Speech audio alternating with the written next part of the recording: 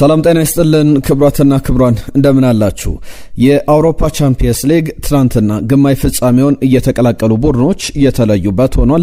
ባየር ሙኒክና አርሰናል ወደ ቀጣዩ ዙር ማለፋቸው ተረጋግጧል። እነዚህ ጨዋታዎች ላይ ትኩረት አድርገን እናነሳለን። ከአርሰናል ጋር በተያያዘ የሚነሱ ሌሎች ጉዳዮችም አሉ። ማንቸስተር ዩናይትድ ቤት የሃሪ ማጓየር ጉዳይ፣ የሉዊስ ኤንሪኬም አዲስ አሰልጣኝነት በማንቸስተር ዩናይትድ ብዙ እየተባለበት ይገኛል። እነዚህ ጉዳዮች ላይ ትኩረት ሰጥተን ቆየትን የምንል የሚሆነው እንዲሁም ደግሞ ከሰንደርላንድ ኖዋ ሳዲቅን ለማስፈረም ከቼልሲ ጋር ይፋለማል ተብሏል። ቼልሲን ደግሞ በተመለከተ ዝርዝር ጉዳዮች ወጥቷል። ሊያም ሮዜነር በቼልሲ በውድድር ዓመቱ ማብቂያ ላይ የአውሮፓ ቻምፒየንስ ሊግ ቦታን ቼልሲ ይዞም አጠናቀቀም አላጠናቀቀም ይቆያሉ ወይስ ደግሞ ይሰናበታሉ በሚለው ጉዳይ ላይ አዳዲስ የተሰሙ ጉዳዮች አሉ። በስፋት እንዳስሷለን። ቼልሲ ሊለቃቸው ስለሚችሉ 10 ተጫዋቾች፣ ስለ ሌቫይ ኮልዌል እንዲሁም ደግሞ ሊመጡ ስለሚችሉ ሁለት የተከላካይ አማራጮችም በስፋት የምናነሳቸው ነጥቦች አሉ። በርከት ያሉ ጉዳዮችን ይዘናል። በቻላችሁት በያላችሁበት አብራችሁን ቆዩ። መልእክቶቻችሁን ጻፉልን። ትናንትናም ከናንተ የተቀበልናቸው መልእክቶች አሉ የላካችሁልን፣ እነሱ ላይ ቆየት ብለን የምናነሳቸው ነጥቦች አሉ። ይህንን ቪዲዮ ላይ ካድርጋችሁ ጀምሩ። ሀሳብ አስተያየቶቻችሁን ጻፉልን፣ አብሮነታችሁን አሳዩን። ትናንትና ከተደረጉ ጨዋታዎች መካከል ባየር ሙኒክና ሪያል ማድሪድ በአሊያንዝ አሬና ያደረጉት ጨዋታ የበለጠ ትኩረትን ይስባል። በጣም አክሽን የተሞላበት ድርጊቶች የበዙበት ድራማዊ ጨዋታ ነበረ። በመጀመሪያው አጋማሽ 5 ግቦችን ተመልክተናል። በ35 ሰከንድ ውስጥ ጨዋታው በጀመረ አርዳ ጉለር ለሪያል ማድሪድ ግብ አስቆጥሮ ነበር። ማኑኤል ኖየር ስህተት የሰራበት ደቂቃ ነበረ። ኤድዋርዶ ካማቪንጋ በቀይ የወጣበት በመጀመሪያው ፈርስት ሃፍ ላይ 5 ግቦችን የተመለከትንበት፣ በመጨረሻዎቹ ሰከንዶችና ደቂቃዎች ላይ ደግሞ ሉዊስ ዲያዝ፣ ማይክል ኦሊሴ ግብ ያስቆጠሩበት 6-4 በአግሪጌት የተጠናቀቀ ጨዋታ ነው። ያ ማለት ባየር ሙኒክ ወደ ቀጣዩ ዙር ማለፍ የቻለበትን ውጤት ተመልክተናል። አስቀድሞ በአርዳ ጉለር አማካኝነት በተለይ አንደኛው የቅጣት ምት በጣም ለተአምር የምትጠቀስ ናት። ከሳምንታት በፊት በነበረው የባርሰሎናና ወይም ባለፈው ሳምንት የነበረው የቻምፒየንስ ሊግ የአትሌቲኮ ማድሪድ ጨዋታ ላይ ተመሳሳይ አይነት በጣም ድንቅ ቅጣት ምት ተመልክተን ነበረ። በመጀመሪያዎቹ ደቂቃዎች ላይ ግቦች የነበሩበት ነው። ጉለር ግብ አስቆጠረ። ከዛ በኋላ ፓቭሎቪች ባየር ሙኒክን አቻ አደረገ። 29ኛው ደቂቃ ላይ ጉለር ተአምራዊ የሚባል የቅጣት ምት ግብ አስቆጠረ። ሃሪኬን 38ኛው ደቂቃ ላይ፣ ኬሊያን ኤምባፔ 42ኛው ደቂቃ ላይ ግብ አስቆጠረና ሪያል ማድሪድ 3-2 እየመራ የመጀመሪያው 45 ተጠናቆ ነበር። በሁለተኛው 45 መጠናቀቂያ 89ኛና 94ኛ ደቂቃ ላይ ደግሞ ሉዊስ ዲያዝ እና ማይክል ኦሊሴ ግቦችን አስቆጥሯል። በአጠቃላይ ግን ሪያል ማድሪድ በኤክስፔክትድ ጎል በኤክስጂ የፈጠራቸው ግብ ዕድሎችን ስናነጻጽር ግቦች 2.3 ኤክስፔክትድ ጎል ነበረው። በአንጻሩ ባየር ሙኒክ 2.1። በጎል ደረጃ ግን 4-3 የተጠናቀቀ ጨዋታ ነበር። አንድ የቀይ ካርድ በጨዋታው ላይ ተመልክተናል። 21 የግብ ሙከራዎች 21 ባየር ሙኒክ ነው፣ 12 ሪያል ማድሪድ። ኦን ታርጌት ወይም ደግሞ ኢላማቸውን የጠበቁ ኳሶች 9-5 ነበሩ። በኳስ ቁጥጥር ግን ባየር ሙኒክ በጣም ፍጹም የበላይነት ነበረው። ሉዊስ ዲያዝን በተመለከተ ጥቂት ነጥቦችን እናንሳ። ሊቨርፑልን ለቆ ወደ ባየር ሙኒክ ሲቀላቀል ብዙ ጥያቄዎች ሲነሱ ነበረ። እድሜው ከፍ ላለ ተጫዋች ያን ያክል ገንዘብ እንዴት ባየር ሙኒክ ያወጣል? ፕራይሙ ላይ የሚገኝ ተጫዋች ነው በእርግጥ፣ ነገር ግን በጣም ብዙ ዓመት 5 ዓመት 6 ዓመት በላይ ባየር ሙኒክን ያገለግላል ተብሎ አይጠበቅም። 3-4 ዓመታት ቢበዛ ባየር ሙኒክን ያገለግላል ተብሎ የሚጠበቅ አይነት ተጫዋች ነው ከእድሜው አንጻርና እንዴት ነው ባየር ሙኒክ ደፍሮ ይህንን ተጫዋች ሊያስፈርመው የወደደው የፈቀደ የሚሉ ሀሳቦች ሲነሱ ነበረ። በኋላ ላይ ግን እንግዲህ አመቱን ስንመለከት ሉዊስ ዲያዝን በተመለከተ የተሰጡ አስተያየቶች፣ የተሰጡ ትችቶች በጣም የተሳሳቱ እንደነበረ ተመልክተናል። የሚያስቆጥራቸው የግብ መጠኖች፣ ከዛ በተጨማሪም የሱን አጠቃላይ ፕሮፋይልንም ስንመለከት እስከዛሬ ያስቆጥራቸው ግቦች 29 ዓመቱ ላይ ይገኛልና ቢያንስ 2-3 ዓመታትን ባየር ሙኒክን ቢያገለግል የዘንድሮ የውድድር ዘመን ብቻ ግን በቂ ሊሆን ይችላል። በተለይ ባየር ሙኒክ የአውሮፓ ቻምፒየንስ ሊግን አሸንፎ የሚያጠናቅቅ ከሆነ ከዛ በተጨማሪም በሉዊስ ዲያዝ በኩል በውድድር ዓመቱ መግቢያ ላይ ወይም ደግሞ ክረምት ላይ ላይ ከሊቨርፑል እሱን ለማስፈረም ጥረት ሲያደርጉ ገበያው ላይ አቬለብል ካሉ ለማስፈረም ባየር ሙኒክ ከሚችላቸው ተጫዋቾች መካከል ጥሩ አቅም ያለው ተጫዋች ነበረ። በጣም ተመልክተናል። አሁንም ያንን ያረጋገጠ ገበያው ላይ ካሉ ተጫዋቾች የተሻሉ አማራጭ እሱ እንደነበረ መናገር ይቻላል። ማይክል ኦሊሴ የመጨረሻውን ግብ ያስቆጠር እንጂ ባየር ሙኒክን ወደ ቀጣዩ ዙር የምታሳልፈውን ግብ ያስቆጠረው ሉዊስ ዲያዝ ነበረ። የሚገርም አይነት የውድድር ዘመን እያሳለፈ ይገኛል። ሃሪኬን 50ኛ ግቡን ያስቆጠረበት ነው በውድድር ዓመቱ። ትናንትና ያስቆጠረው ሪያል ማድሪድ ላይ በውድድር ዓመቱ አጠቃላይ 50ኛ ግቡ ላይ ደርሷል። ከሊያን ኤምባፔ ትናንት ግብ ሲያስቆጥር የውድድር ዓመቱ 40ኛ ግቡ እንደነበረ ተመልክተናል። ማኑኤል ኖየርን ደግሞ እንመልከት። የመጀመሪያው 35 ሰከንድ ላይ ለአርዳ ጉለር ያቀበላት ኳስ አርዳ ጉለርም ምንም አላሰበም። ከረጅም ርቀት በጣም ቆንጆ ግብ አስቆጠረ ማኑኤል ኖየር ላይ የ40 ዓመቱ ተጫዋች ላይ የ21 ዓመቱ አርዳ ጉለር የ40 ዓመቱ ግብ ጠባቂ ላይ ያስቆጠረው ግብ 40 ዓመቱን ከያዘ ገና 20 ቀናት እንኳን አላለፉትም። ማኑኤል ኖየርን በተመለከተ በመጀመሪያው ዙር ጨዋታ ላይ ስለ ማኑኤል ኖየር ብዙ ብለናል። የሚገርም አይነት ጨዋታ አሳልፎ እንደነበረ ይታወቃል። የትናንትናው ጨዋታ ደግሞ ሌላ መልክ ነበረው። ቅጣት ምቱ ሲቆጠርበት ሌሎች እንቅስቃሴዎችም ላይ በጣም ቶፕ ፐርፎርማንስ ላይ የነበረ ቶፕ ፎርም ላይ የነበረ ተጫዋች እንዳልነበር ተመልክተናል። የመጀመሪያው ዙር ጨዋታ ላይ ግን በዛ በሳንቲያጎ ቤርናባው ምን አይነት ድንቅ ግብ ጠባቂ ነው ያስባለ እንደነበረ ይታወቃል። ሌላኛውን ጨዋታ እንመልከት። አርሰናል 0-0 በሆነ ውጤት ጨዋታውን አጠናቋል። በመጀመሪያው ዙር በስታዲዮ ጆዜ አልቫሌድ የነበረውን ጨዋታ 1-0 በካቨርስ ብቸኛ ግብ አሸንፎ ጨዋታው 1-0 ነበር የተጠናቀቀው። ትናንትና ግብ አልተመለከትንበትም። ጨዋታው እንግዲህ ለአርሰናል በጣም በጥሩ መንገድ የተጠናቀቀ 0-0 ቢጠናቀቅም አርሰናል ወደ ቀጣዩ ዙር የቻምፒየንስ ሊግ ምዕራፍ ወይም ወደ ግማሽ ፍጻሜ የተቀላቀለበት በቀጣይ ዙር ደግሞ የሚጫወተው ከአትሌቲኮ ደ ማድሪድ ጋር ነው። አትሌቲኮ ማድሪድን በመጀመሪያው የሊግ ፌዝ ላይ 4-0 በኤምሬትስ ስቴዲየም አሸንፎት እንደነበረ ይታወቃል። ነገር ግን ያንን ጨዋታ አሸነፈ ማለት የዚህ የኖክአውት ስቴጅ ጨዋታዎች ሌላ መልክ ያላቸው በደርሶ መልስ የሚደረጉ በሁለቱም ሜዳዎች የሚደረጉ ናቸው። ከ15 ቀን በኋላ ይደረጋሉ እነዚህ ጨዋታዎች። ስለዚህ የበለጠ ትኩረትን የሚስብ ነው። አርሰናል በአውሮፓ ቻምፒየንስ ሊግ ላይ በአውሮፓም ኮንሲስተንት አልነበረም። ባለፉት 16 ዓመታት ብንመለከት የቴብሉ ላይ የአውሮፓ ቻምፒየንስ ሊግ ላይ ብንመለከት ከፊት የሚቀመጥ ክለብ አልነበረም። በቅርብ ዓመታት ግን በሚኬል አርቴታ ስር ያንን እያሳካ ይገኛል። ሚኬል አርቴታ ከዚህኛው ጨዋታ አስቀድሞ በነበረው ጋዜጣዊ መግለጫ ላይ ያነሳቸው ነጥቦች ነበሩ። ለሌሎች ክለቦች ሰሚፋይናል ላይ እንዲሁም ኳርተር ፋይናል ላይ መገኘት ዴሊ ሚል ነው፣ በጣም ቀላሉ ነገር ነበረ። ለኛ ግን እንደዛ አልነበረም። በክለቡ 140 ዓመታት ታሪክ ውስጥ የሚል አስተያየቱን ሲሰጥ ነበር። አሁን አርሰናል በታሪኩ ለመጀመሪያ ጊዜ ባክ ቱ ባክ በቻምፒየንስ ሊግ ግማሽ ፍጻሜ ላይ ተገኝቷል። ወደ ፍጻሜ ለማለፍ ደግሞ በጣም ሰፊ እድል አለው። በተለይ ተጫዋቾች ከጉዳት ያገግማሉ፣ ቡድኑም በሙሉ ስኳዱ ለጨዋታው ይዘጋጃል ተብሎ ይጠበቃል። 15 ቀናት ብዙ ናቸው ተጫዋቾች ወደ ከጉዳት ለማገገም። ቡካዮ ሳካ፣ ጁሪን ቲምበር አይነት ተጫዋቾች ይደርሳሉ ተብሎ ይጠበቃል። የተሻሻለ ያለ ቡድን ነው። በተለይ ደግሞ ከ2022-23 የውድድር ዘመን የቻምፒየንስ ሊግ ጨዋታ ስንጀምር በሜዳው በጣም ምርጥ ቡድን ነበረ። ለምሳሌ በባየርን ከሜዳው ውጪ በኳርተር ፋይናል የደረሰበት ሽንፈት የሚታወስ ነው። በሜዳው ግን አርሰናል በጣም ጠንካራ ቡድን እንደነበረ ባለፉት ዓመታት በቻምፒየንስ ሊግ ላይ ያለፉት 3-4 ዓመታት ላይ በደንብ አሳይቷል። ለምሳሌ ያንን ነገር ደግሞ የፈታበት ያምና የቻምፒየንስ ሊግ ውድድር ነበር። በደርሶ መልስ 2024-25 ሪያል ማድሪድን ያሸነፈበት ከሜዳውም ውጪ በሜዳውም ጥሩ እየሆነ የመጣበት ነው። ዘንድሮም ያንን አስቀጥሏል። 12 ጨዋታዎችን አድርጎ 10ሩን አሸንፏል። ለቱን በአቻ ውጤት ያጠናቀቀበት ነበረና ጥሩ ጉዞ ላይ እንዳለ መናገር ይቻላል። በሚኬል አርቴታ ቡድን በኩል እነዚህ የሚጠበቁ ናቸው። አፕሪል 29 ላይ ጨዋታው ወይም ደግሞ ከ13-14 ቀናት በኋላ ይደረጋል። የመልሱ ጨዋታ ደግሞ በዛኛው ሳምንት በአንድ ሳምንት ልዩነት የሚደረጉ የደርሶ መልስ ጨዋታዎች ናቸው። ዴክላን ራይስ ሰዎች ስለኛ ምንም አሰቡ ምንም አሉ፣ እኛ በራሳችን ብቃት በጣም ፍጹም ደስተኛ ነን የሚል አስተያየቱን ሰጥቷል። ሌሎችንም ሀሳቦች አንስቷል። ሚኬል አርቴታ ደግሞ ባለፉት 48 ሰዓታት የነበረውን ሂደት እንደ ኦል ኦር ነቲንግ ዶክመንተሪ ቢቀረጽና ብታዩት ጥሩ ነበር የሚል አስተያየቱን ሰጥቷል። እንግዲህ ይህ ክለብ በጣም የተረጋገጠ በአውሮፓ ቻምፒየንስ ሊግ ላይ ሁሌ ግማሽ ፍጻሜ የሚደርስ ቡድን አልነበረም በ140 ዓመት ታሪክ ውስጥ። አሁን ምን ያክል ዲፊካልት ምን ያክል ከባድ ነገር እንዳሳካን ማየት ትችላላችሁ። አሁን ምናልባት ነገሩ ትኩረት ላይ ሰጠው ይችላል። ከአመታት በኋላ ሰዎች ከጥቂት አመታት በኋላ በጣም ትልቅ ነገር እያሳካን እንዳለ ሊረዱ ይችላሉ። በጣም ኤክስትሪምሊ ዲፊካልት ነገሮችን አቺቭ ለማድረግ እየሞከረን ያለ ነው። አሁንም እዛ ነገሮች ላይ እንገኛለን ብሏል። ፐርፌክት አይደለንም፣ ማሻሻል ያለብን ቦታዎች አሉ።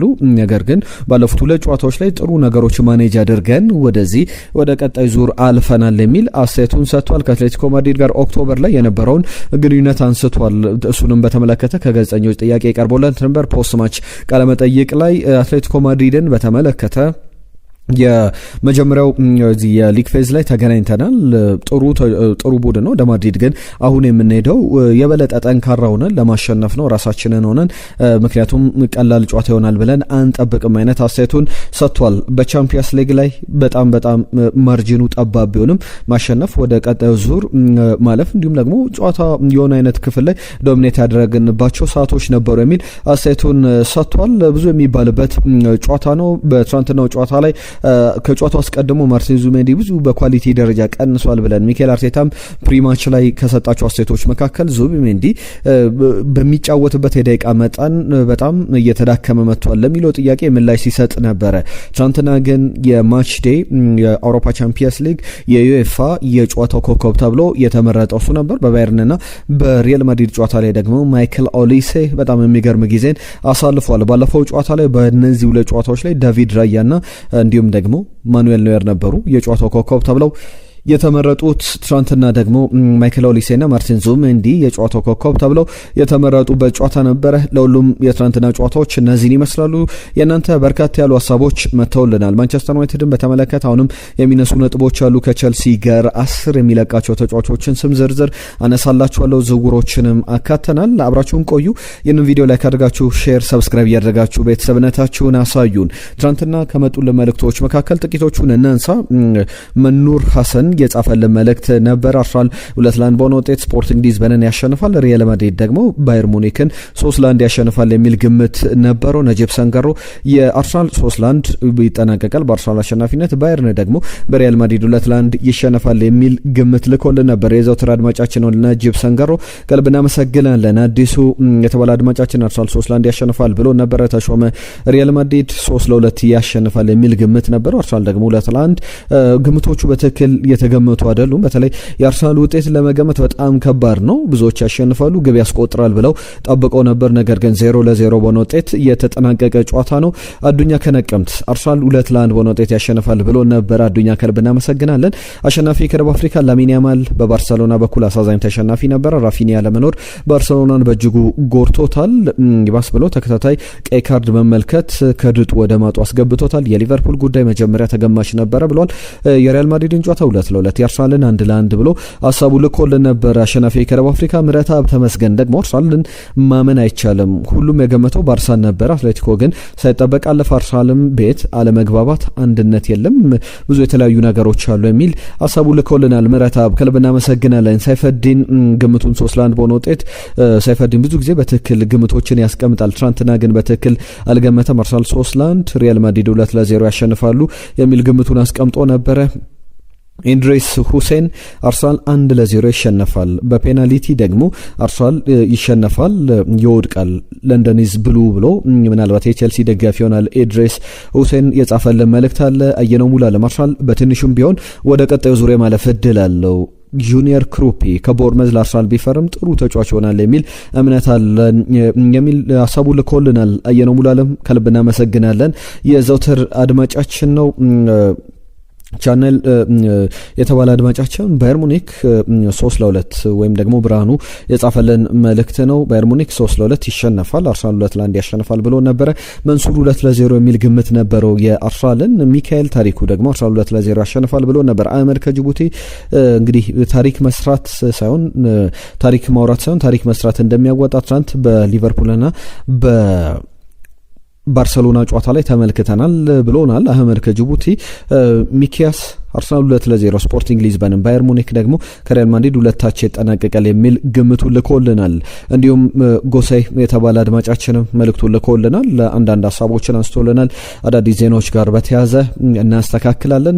ሁላችሁንም ከልብ እናመሰግናለን። የዘውትር አድማጫችን ሬድዋን ሁሴን አርሰናል 2-0 ባየር ሙኒክ 3-1 ያሸንፋሉ የሚል ግምት ነበረው። ሰይድ ጌታውን፣ ፓማባይ፣ ሬድዋን ሁሴን ሁላችሁንም ከልብ እናመሰግናለን። ዛሬም በነበሩት የጨዋታ ሂደቶች ላይ አስተያየቶቻችሁን ላኩልን። የመጨረሻ ጉዳዮችን እያነሳን እንቆያለን። ከማንቸስተር ዩናይትድ ጉዳይ እጀምራለሁ። ማንቸስተር ዩናይትድን በተመለከተ የሃሪ ማጓየር ቅጣት፣ የሉዊስ ኤንሪኬም ጉዳይ ይነሳል። አስቀድሜ የሃሪ ማጓየርን ጉዳይ ላንሳ። ሃሪ ማጓየር የቦርመዝ ጨዋታ ላይ በቀይ ካርድ ከወጣ በኋላ አልቢትሮቹን በተለይ ደግሞ አራተኛ ዳኛውን ማትን በተናገረበት መንገድ በእንግሊዝ እግር ኳስ ማህበር ክስ ቀርቦበት እንደነበረ ከዚህ በፊት በነበረን የመረጃ ሰዓታችን ላይ አንስተነው ነበር እና በቦርመዝ ጨዋታ ላይ በቀይ ካርድ ከወጣ በኋላ ሲወጣ ዳኛውን ዮር ፋኪንግ ጆክ ብሎ ሲናገራቸው ነበርና ለዚህ ደግሞ ምስክር ተብሎ ጆሹዋ ዘርኬዝ በቅርብ ርቀት ላይ ነበርና ምላሽ እንዲሰጥ በተጫዋቹ ጉዳይ ላይ ሰማውንም እንዲናገር ተጠይቆ ነበረ። በመጨረሻም እንግዲህ የእንግሊዝ እግር ኳስ ማህበር ውሳኔውን ወስኗል። ሃሪ ማጓየር በትክክል አልቢትሩን ተናግሯቸዋል። ማትም አልቢትሩ አራተኛው አልቢትር ፎርዝ ኦፊሻል በጨዋታው ላይ በቦርመዝ ጨዋታ ላይ ማት እንደዛ ብሎ ተናግሮኛል ብለው እሳቸውም ሪፖርት አድርገዋልና በዛም መሰረት ሃሪ ማጓየር የአንድ ጨዋታ ቅጣት ያ ማለት የቼልሲና የማንቸስተር ዩናይትድ የሳምንቱ መጨረሻ ጨዋታ ያልፈዋል። 30,000 ፓውንድ ደግሞ ቅጣት እንደሚጠብቀው ተነግሯል። እንግዲህ ኔዘርላንዳዊ ኢንተርናሽናል ጆሹዋ ዘርኪዝ ሃሪ ማጓየር እንደዛ አላለም የሚል ቀልድ ነው እያለ ነበር የወጣውና በጣም ያሳፍራል እያለ ነበር የወጣው። ዳኛውን በቀጥታ አልተናገረም የሚል ነገር ቢናገርም ምስክርነቱን ቢሰጥም በዛ ደረጃ ተቀባይነት አላገኘም። የሚያስገርም አይነት ምላሽ ሆኗል። አሁን በሳምንቱ መጨረሻ ሊሳንድሮ ማርቲኔዝ በባለፈው ጨዋታ ላይ በቀይ ካርድ ወጥቷል። ማንቸስተር ዩናይትድ በሊድስ በተሸነፈበት ጨዋታ ላይ ሃሪ ማጓየር ተቀጥቷል።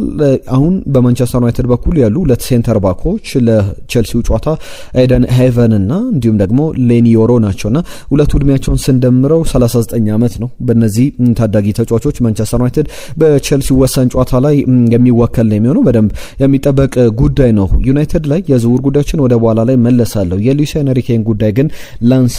አሁን በሉዊስ ኤንሪኬና በአንዶኒ ኢራዮላ ዙሪያ ሲያጠነጥን የነበረው የአዲስ አሰልጣኝ ዙሪያ ሉዊስ ኤንሪኬንም ከጨዋታው ውጪ አድርጓል። ምክንያቱም ደግሞ የፓሪስ ሰን ጀርመኑ አሰልጣኝ ሉዊስ ኤንሪኬ አዲስ ውል ለመፈረም ከፓሪስ ሰን ጀርመን ጋር ተስማምቷል። እንግዲህ በዚህ ጉዳይ ላይ የኦልትራፎርድ ሰዎች የኦልትራፎርድ የማንቸስተር ዩናይትድ አመራሮች አሰልጣኙን ስፓኒያርዱን አሰልጣኝ ሉዊስ ኤንሪኬን ሞኒተር እያደረጉ በቅርብ እየተከታተሉ በዓለም ዋንጫ ወቅትም እንዲሁ ወደ ማንቸስተር ዩናይትድ ይመጣሉ ተብሎ የሚጠበቁ አሰልጣኞች መካከል አንዱ ነበር። ነገር ግን ምንም አይነት ፕሮግረስ ያደረገ ነገር የለውም ሲባልበት የነበረው የሉዊስ ኤንሪኬ አዲስ ውል ጉዳይ በመጨረሻም እልባት አግኝቷል። ፓሪስ ሰን ጀርመንና ሉዊስ ኤንሪኬ የ55 ዓመቱ ስፓናርድ አሰልጣኝ በዛው ለመቆየት ስምምነት ላይ ደርሷል። በጣም ፓሪስ ሰን ጀርመንን ቀይረውታል። ዘንድሮ እንኳን በቻምፒየንስ ሊግ ግማሽ ፍጻሜ ላይ ይገኛል። ለዋንጫ ከሚገመቱ ቡድኖች መካከል አንደኛው ፓሪስ ሰን ጀርመን እንደሆነ ታውቃል። ፔዤ ከዛ ውጪ ደግሞ በቻምፒየንስ ሊግ ላይ ብቻ አይደለም፣ ባለፈው ዓመት ቻምፒየንስ ሊግን አሸንፏል። በሊጋ ላይም በጣም አስደናቂ ቡድን እንደሆነ እየተመለከተን እንገኛለን። ሊጋ የሚጠበቅ ቢሆንም ቻምፒየንስ ሊግ ላይ በፓሪስ ሰን ጀርመን የሚመዘንበት ውድድር ነው። በሚመዘንበት ውድድር ላይ ድንቅ እንደሆነ እየተመለከተን እንገኛለን። ጥሩ እንግሊዝኛ ተናጋሪ እንደሆነ ይታወቃል ሉዊስ ኤንሪኬ። ከዛ በተጨማሪም በማንቸስተር ዩናይትድ ወደ እንግሊዝ እግር ኳስ መጥቶ ማሰልጠን ይፈልጋል ሲባል ነበር። በባርሰሎና 2015 ላይ ምናልባት የባርሰሎና የመጨረሻ የቻምፒየንስ ሊግ ዋንጫ በሉዊስ ኤንሪኬ ስር የተገኘ ነው። ባርሰሎና ከዛ በኋላ ቻምፒየንስ ሊግን አላሸነፈም። ከዛ በተጨማሪም ትልቁ ሰክሰስ የሚባለው በሉዊስ ኤንሪኬ ስር የኦዝማን ዴምቤሌን ቦታ መቀየር፣ ባሎንዶር እንዲያሸንፍ ማድረግ፣ 9 ቁጥር አድርጎ ማጫወት፣ እንዲሁም ከናስር አልከላፊ የፒኤስጂ ፕሬዚዳንት ሉዊስ ካምፖስ የፒኤስጂ ስፖርቲንግ ዳይሬክተር ጋር ያለው ግንኙነት በጣም ጥሩ ነው ይባልለታል። 2027 ላይ ውሉ ይጠናቀቃል። ነገር ግን እስከ 2029 ድረስ አዲሱ ውል ይፈርማል። እስከ 2030 ድረስም በፓሪስ ሰን ጀርመን የሚያቆየው ውል እንደሚፈርም በሉዊስ ኤንሪኬ በኩል ስምምነት ላይ ተደርሷል። በቀጣይ ቀናት ላይ ይፋ የሚደረግ ጉዳይ ሊሆን ይችላል። በቅርብ ቀናት በዚህ ባለፈው ወር ላይ ማርች ወር ላይ አንድ ጥያቄ ተቀርቦለት ነበር። ወደ ማንቸስተር ዩናይትድ ትሄዳለህ ወይ ተብሎ ነበር። እኔ በፓሪስ ደስተኛ ነኝ አይሴስ ፓሪስ ዚስ ፓሪስ ብሎ ምላሹን ሲሰጥ ነበረ በፍሬንችም ጭምርና 2023 ላይ ነበር በሁለት ዓመት ውል ፓሪስ ሳን ጀርመንን የተቀላቀለው ሉዊስ ኤንሪኬ። ከዛ በኋላ ብዙ አቴንሽኖች ተሰጥቶታል። ቸልሲ፣ ቶትናም ሆትስፐር በወቅቱ ለማስፈረም ይፈልጉ ነበር። ሳይጠበቅ ወደ ፓሪስ ሳን ጀርመን ሄደ። አሁን ከፓሪስ ሳን ጀርመን ሉዊስ ኤንሪኬን ለመንጠቅ ነገሩ በጣም ከባድ የሆነ ይመስላል። ሊቨርፑል ቤት አንድ ጉዳይ ላንሳ። ከኡጎ ኤኪቲኬ ጋር በተያያዘ ፓሪስ ሳን ጀርመንና ሊቨርፑል ባደረጉት ጨዋታ ላይ በቻምፒየንስ ሊግ በአንፊልድ ማክሰኞ ምሽት ላይ ጉዳት አጋጥሞት ወጥቶ ነበረ። ባዶ ሜዳ ላይ እንግዲህ ክልትው ብሎ የወደቀበት አጋጣሚ የተመለከትነው ነበረ። ከዛ በኋላ ጉዳቱ ምን ያክል ነው የሚለው በጣም ሲያሰጋ ነበረ። ከሜዳ በስትሬቸር ነበር የወጣው። የ23 ዓመቱ ፈረንሳዊ ከዓለም ዋንጫ ውጪ ሊሆን እንደሚችልና ከዚህ በኋላ ለሊቨርፑል በውድድር ዓመቱ ላይ ጫወት እንደሚችል እየተነገረ ይገኛል። በጣም የሚያሳስብ ነው። የመጨረሻ ፋይናል የሕክምና ሪፖርቶች ሜዲካል ሪፖርቶች አልወጡም። ከዛ አስቀድሞ ግን የሚጠበቁ ጉዳዮች ይኖራሉ። ፐብሊክ ላይ የተነገሩ ነገሮች አሉ። ዚ አትሌቲክ እንዳረጋገጠው ከሆነ በጣም ከባድ ጉዳት አጋጥሞታል። ስለዚህ የዓለም ዋንጫ ሊያልፈው ይችላል። ወራትን ለማገገም ሊፈልግ ይችላል የሚሉ ጉዳዮች ወጥቷል። ምናልባት በሊቨርፑል ቤት በጣም ጥሩ ብቃት ላይ ያለው ተጫዋች እሱ ሊሆን ይችላል። ነገር ግን ጉዳቱ በጣም የሚፈትን ሆኖ ተመልክተናል። ቸልሲ ቤት ያሉ ጉዳዮች አሉ። ከሌቫይ ኮሎዊል ጋር በተያዘ ልምምድ መስራት በደንብ ጀምሯል። በማች ዴይ ስኳድ ውስጥ የውድድር ዓመቱ ከመጠናቀቁ በፊት በቀጣይ ከሁለት ጨዋታ በኋላ እንመለከቷለን ተብሏል። በደንብ እያገገመ ይገኛል። ለሱም መመለሱ ጥሩ ነው። ምናልባት በእንግሊዝ ብሔራዊ ቡድን የተከላካይ ምርጫ ፍሬም ውስጥ መግባት የሚችል ከሆነ በመጨረሻ የጨዋታ ሂደቶች ላይ የሚጠበቅ ነው። ከእንግሊዝ ብሔራዊ ቡድን ዓመቱ ሙሉ ውጪ መሆኑን ተከትሎ ውጪ ሊሆን ይችላል የሚሉ ስጋቶች አሉ። ሊያም ሮዜነርን በተመለከተ ደግሞ በቸልሲ ቤት በጣም ስጋቶች ነበሩ እንዳይሰናበቱ የሚል ነገር ግን አሁን ቸልሲ ማረጋገጫ ሰጥቷቸዋል። ውጤቱ ምንም ሆነ ምንም ቸልሲ በሚቀጥለው የውድድር ዘመን በቻምፒየንስ ሊግ ተሳተፈም አልተሳተፈም በክረምት ላይ ምንም አይነት እሳቸውን በተመለከተ የሚደረግ ሪቪው አይኖርም። ስራቸው እንዴት ነበረ፣ አመቱን እንዴት አሳለፉ፣ ስህተቶቻቸው ምን ነበረ የሚባል ዝርዝር ጉዳይ ወይም እሳቸውን ለማሰናበት የሚደረግ ምርመራ አይኖርም እና በቀጣይም በምልመላ ሂደቱ ላይ ከቀድሞ አሰልጣኝ ወይም ደግሞ ከቀድሞ የቸልሲ አሰልጣኝ ከኤንዞ ማሬስካ በበለጠ ድሎች ይሰጣቸዋል። በሚመጡ ተጫዋቾች ላይ ውሳኔ ይሰጣሉ። እንዲሁም ቸልሲ ኤሊዮት አንደርሰን ወይም አዳም ዋርተንን እንዲሁም በሴንትራል ተከላካይ ቦታ ላይ ሴንተር ባክ ቦታ ላይ ደግሞ ቫንሄካን ከብራይተን የሌቫይ ኮሎዊል አጣማሪ ለማድረግ እንዲሁም ደግሞ ከክሪስታል ፓላስ ማክሲ ሎክሮ ለማስፈረም ፍላጎት አላቸው የሚሉ ዘገባዎችም ሲወጡ እንደነበረ ይታወቃል። በቀጣይ ዚ አትሌቲክም እንዳስነበበው ቶፕ 5 ላይ ባይጨርስ እንኳን ቸልሲ እሳቸው በኃላፊነት ሊቆዩ ይችላሉ ተብሏል። ነገር ግን ቸልሲ በዚህ ጉዳይ ብቻ አይደለም ስሙ እየተነሳ ያለው 10 ተጫዋቾችን ይለቃል በሚል ዘ ቴሌግራፍ ይዞት የወጣው ዘገባ አለ። ቸልሲ ሊሸጣቸው የሚፈልጋቸው 10 ተጫዋቾች አሉ። ከነዚህ መካከል ኤንዞ ፈርናንዴዝ፣ ዌስሊ ፎፋና፣ አሌሃንድሮ ጋርናቾ፣ ማርኩ ጉይ የዚህ የስፔናዊው የባርሴሎና የላሜሲያ አካዳሚ ውጤት 20 ዓመቱ ላይ ይገኛል። ወደ ሰንደርላንድ ሄዶ በውድድር ዓመቱ መግቢያ ላይ በተለይ ኒኮላስ ጃክሰን ክለቡን ሲለቅ ወዲያው ነበር የተመለሰው። ሊያም ዴላፕ ቸልሲን ይለቃል። ግብ ጠባቂው ፊሊፔ ጆርገንሰን፣ ኒኮላስ ጃክሰን በባየር ሙኒክ ይገኛል። በዛው ሌላ ክለብ እንዲፈልግ ተነግሮታል ነው የተባለው። ቤንቶ ባዳሺያል ሌላኛው፣ ቶሲን ሌላኛው ተከላካይ ነው። አክሰል ዴሳሲም ከክለቡ እንዲለቁ የሚፈልጉ 10 ተጫዋቾች ናቸው። ቸልሲ እነዚህን ሽጦ አዳዲስ ምልመላዎች ላይ ይገባል። በጣም ትልቅ ስራዎች ይጠብቁታል የሚሉ ዘገባዎችን ተመልክተናል። ከማንቸስተር ሲቲ ጋር በተያያዘ ሴስ ፋብሪጋስን የፔፕ ጋርዲዮላ የረጅም ጊዜ ተተኪ ለማድረግ ስራዎች እየተሰሩ ነው፣ ኢንተርናሊ ንግግሮች ተጀምሯል የሚል ነገር ወጥቷል። በተለይ አርሰናል፣ ቸልሲ ሴስ ፋብሪጋስን መቅጠር አለባቸው የሚሉ ሀሳቦች ሲወጡ እንደነበረ ይታወቃል። በተለይ ቸልሲ አሁን የሚኬል አርቴታ ጉዳይ ፕሪሚየር ሊግን ቢያንስ ካሸነፈ ወይም ቻምፒየንስ ሊግን ካሸነፈ በአርሰናል ይልቀቅ የሚባል ምንም አይነት ድምጽ አይኖርም። በቀጣይ ዓመትም የተሻለ ቡድን ይዞ ሊቀጥል ይችላል የሚሉ እምነቶች አሉ። ነገር ግን በቸልሲ ቤት ያሉ ጥርጣሬዎች ነበሩ። አሁን ግን እድሎቹ ወደ ባርሰሎናው የቀድሞ አሰልጣኙ በባርሰሎና ያሰለጠነው ሴስ ፋብሪጋስ በፔፕ ስር እንግዲህ ብዙ ሰርቷል። እንደሚታወቀው ከላሜሲያ የተገኘ ተጫዋች እንደሆነ ይታወቃል። አሁን ወደ ማንቸስተር ሲቲ እንዲመጡ ከሚፈለጉ ተጫዋቾች መካከል የቀድሞ ተጫዋቾች የአሁኑ አሰልጣኝ አንደኛው ሴስ ፋብሪጋስ ነው ተብሏል። ብዙ እየተባለበት ያለ ጉዳይ ነው። ከአርሰናል አርሰናል ጋር በተያዘ አንድ ሁለት ጉዳዮች ይነሳሉ። በዋነኝነት ደግሞ የጋብሪኤል ጀሱስ ጉዳይ ነው። በውድድር ዓመቱ መጨረሻ ክለቡን ይለቃል በሚል ፋብሪዚዮ ሮማኖ ትናንትና ያወጣው ዘገባ ለ9 ዓመቱ ብራዚላዊ ተጫዋች እንግዲህ ኤጀንት ቀይሯል በቅርቡ። ከዛ በተጨማሪም እስከ 2027 ድረስ በአርሰናል የሚያቆየው ውል ቢኖረውም በክረምቱ አማራጮችን እየተመለከተ ይገኛል። ክለቡ እንደሚለቅ እየተጠበቀ ይገኛል ተብሏል። ማንቸስተር ዩናይትድን በተመለከተ እንዲሁም ቸልሲ ኖዋ ሳዲቅን ለማስፈረም ፍላጎት አላቸው ከሰንደርላንድ። የዓመቱ ተጫዋች በአፍሪካ ዋንጫ ላይ ተመልክተናል። በብላካቶች በጥቋቁሮቹ ድመቶች በኩል 27 የፕሪሚየር ሊግ ጨዋታዎችን አድርጓል። አፍሪካ ዋንጫ እንኳን አልፎት ብዙ የተጫወተ ተጫዋች ነውና ፖሲብሊ በክረምቱ የዝውውር መስኮት ግን ሰንደርላንድ ተጫዋቹን ሳዲቅን ለመልቀቅ ኖዋ ሳዲቅን ለመልቀቅ ፍላጎት የለውም ተብሏል። ማንቸስተር ዩናይትድ ግን ካሉት የሚድፊልደር አማራጮች መካከል አንዱ አድርጎ ይዞታል የሚሉ ዘገባዎችን ተመልክተናል። ለሁሉም የተወደዳችሁ ስፖርታዊ ጉዳዮቻችን እነዚህን ይመስሉ ነበር። በርከት ያሉ ጉዳዮችን አነሳን። ሀሳብ አስተያየቶቻችሁን ላኩልን። ነገ በአዳዲስ ጉዳዮች እንመለሳለን። የዛሬን እዚህ ላይ ያጠናቀቅን። ጤና ይስጥልን።